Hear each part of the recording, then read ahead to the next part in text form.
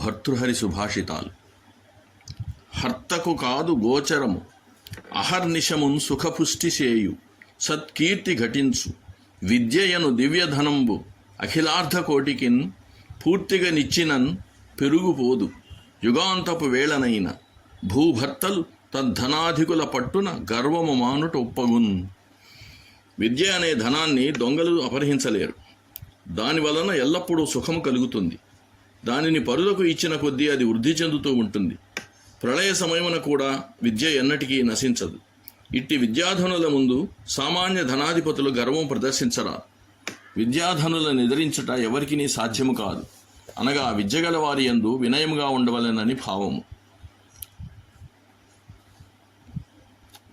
రాజ్య పూజ్యతే రాజా విద్వాన్ సర్వత్ర పూజ్యతే అన్నారు.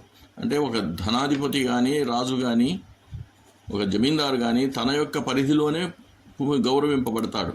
కానీ విద్వాంసుడు ప్రపంచమంతా గౌరవింపబడతాడు. కావున విద్య యొక్క ప్రాశస్త్యాన్ని గుర్తించి అందరూ తగిన విద్యను అభ్యసించవలసినదిగా కవివాక్కు.